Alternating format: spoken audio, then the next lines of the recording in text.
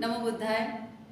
जय भीम। डॉक्टर बाबा साहब अम्बेडकर की 132वीं जयंती पर मैत्री इंडिया चैनल के सभी दर्शकों को और भारत के सभी दर्शकों को, भारतवासियों को मैं अनीता मसराम मेरी आकार मल्टीपर्पज़ फाउंडेशन की ओर से बहुत बहुत शुभकामनाएं देती हूँ। डॉक्टर बाबा साहेब अम्बेडकर ये नाम ही अपने आप में एक ऊर्जा देता है। आज हम जो खड़े हैं बाबा साहब के संविधान की वजह से हम यहाँ खड़े हैं। उन्होंने जो स्त्रियों को जो अधिकार दिए हैं, स्त्रियों का जो अधिकार हम आज अपने आप में लेकर के जो आगे बढ़ रहे हैं, हर क्षेत्र में, हर कार्य में जो हम एक ऊर्जा लेकर के आगे बढ़ रहे हैं, वो केवल एक बाबा साहब अम्बेडकर की वजह से। बाबा साहब अम्बेडकर ये नाम किसी एक तबके के लिए नहीं है। उन्होंने हर एक तबके के लिए, हर एक व्यक्ति के लिए, हर एक जाति धर्म के लिए संघर्ष किया है। वैसे भी सीखो, संघर्ष करो, संगठित हो, ये उनका मंत्र था।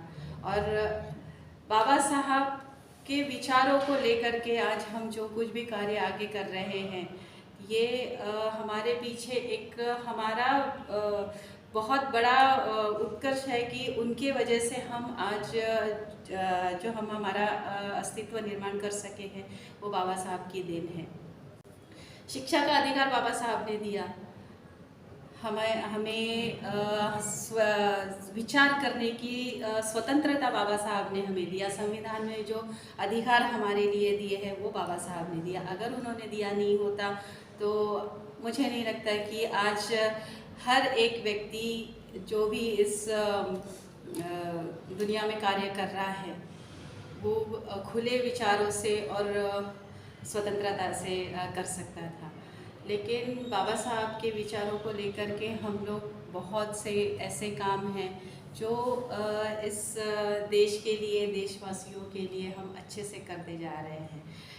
देश में जो भी अलग अलग विचारों को लेकर के, जातिवाद को लेकर के जो भी झगड़े हो रहे हैं, ये सारी चीज़ें बाबा साहब ने नहीं सिखाई हमको।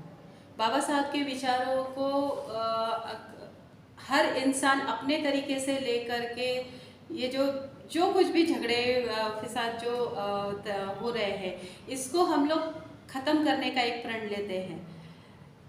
हम सब एकत्रित होकर के हर जाति वर्ग के लोगों को साथ में लेकर के उनके विचारों पे आगे चल के एक दूसरे को सहायता और सहयोग करके हम एक अच्छा देश और अच्छे नागरिक कैसे बन सकते हैं, ये हमें बाबा साहब के विचारों को लेकर के आगे बढ़ना है। तो आइए हम लोग सब एकत्रित होकर के, संगठित होकर के बाबा साहब की 132वीं जयंती हम बहुत हर्षोल्लास से मनाने का प्रण लेते हैं। ये संकल्प लेते हैं कि बाबा साहब के संगठित होकर के देश को संगठित करने का, देश के लिए कार्य करने का हम प्रण लेते हैं। और इतना ही बोल करके मैं पुनः अपने विचारों को यहाँ विराम देती हूँ और बाबा साहब की 132वीं जयंती पर पूरे देशवासियों को शुभकामनाएं देती हूँ। जय हिंद।